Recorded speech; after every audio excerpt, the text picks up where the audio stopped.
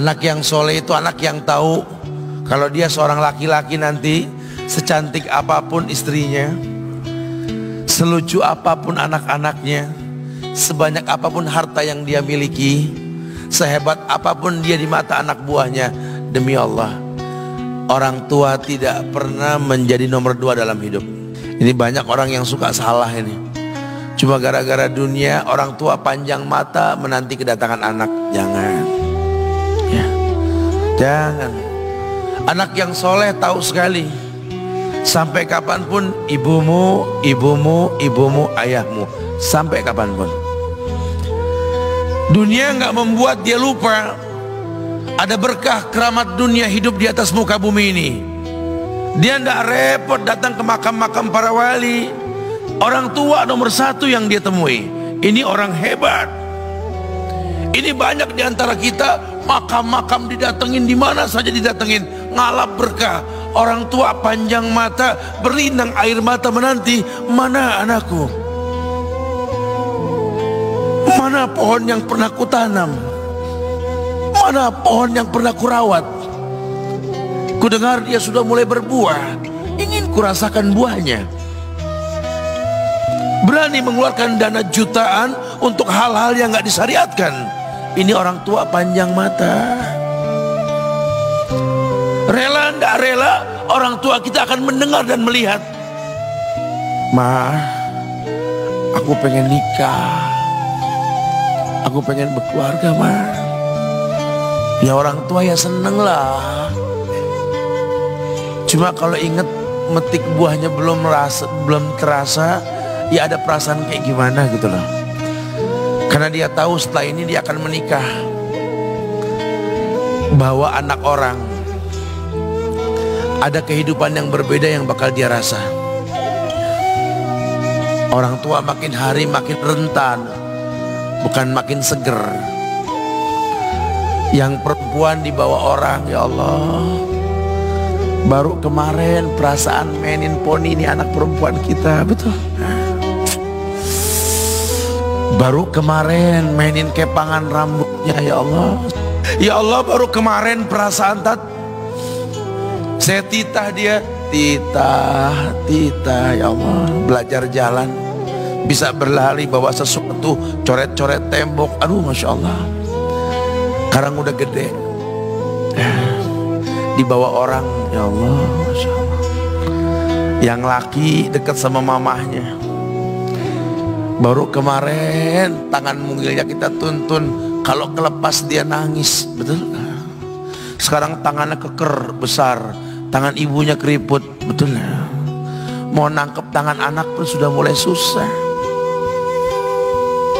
Nebawa anak orang datang dengan gagah, cium tangan, cipika-cipiki, udah. Ma, kita jalan dulu, Ma ya. Udah Mama, udah. Digandeng tangan kekasihnya, dirangkul pundaknya. Ini anak laki ndak tahu ibunya kayak diiris-iris jantungnya. Dia lihat tangannya yang keriput, ya Allah. Udah berapa lama tangan ini nggak dibawa sama anak ini? Udah berapa lama tangan ini nggak digandeng sama anak saya? Kita merasa bangga akur merangkul istri kita, ibu kita ngelihat pundaknya. Udah berapa lama pundak ini gak dirangkul seperti itu, ya Allah. Dulu aku berdandan secantik-cantiknya, ku dandankan anaknya, ku bawa di hadapan kawan-kawanku, bangga anakku. Tapi dia tidak pernah berdandan rapi membawa aku ke hadapan teman-temannya.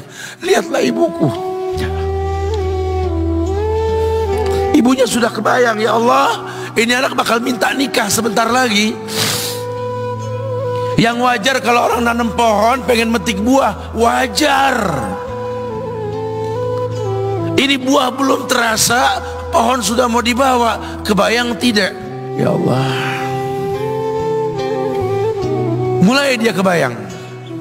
Sehingga rasa-rasa seperti ini menjadi tumpukan rasa di hati orang tua kita, yang nanti pada akhirnya dia pun bakal kembali ke hadirat Allah, kita pun bakal kembali ke Allah, betul? Sementara yang namanya kemuliaan datang dengan cara sabab yang benar. Ridallah fi ridal walidain wa sukhtullah fi sukhtil walidain. Ridha Allah ada di ridho orang tua, murkanya pun sama. Karena semua ibadah yang dia lakukan berujung pada surga. Dan yang paling gampang ketika dia mau menaklukkan dunia, demi Allah, berkah orang tua dulu yang dia ambil. Ini dirasa oleh orang mulia yang Nabi katakan, innahu min ahlis sama, innahu min ahlis sama. Manhu? Siapa dia?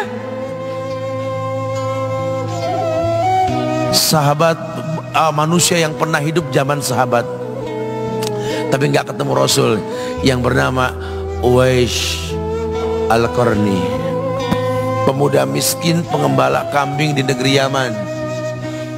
Padang tandus yang dia tinggal di situ, yang dia kesampingkan hidupnya untuk ibunya, untuk ibunya. Tidaklah terucap kalimat satu yang ingin ibunya pengen, kecuali Uwais pasti akan melakukannya apapun, dan ibunya cacat. Apa kata Uwais?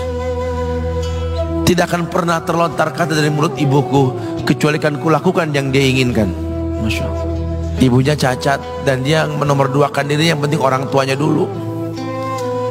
Hingga satu waktu ibunya berkata, wahai Uwais, ibu sudah tua. Andai kematian mendatangi ibu,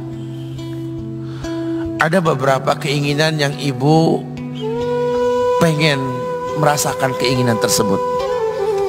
Mungkin enggak ya? Apa Bu? Katakan. Ibu pengen haji.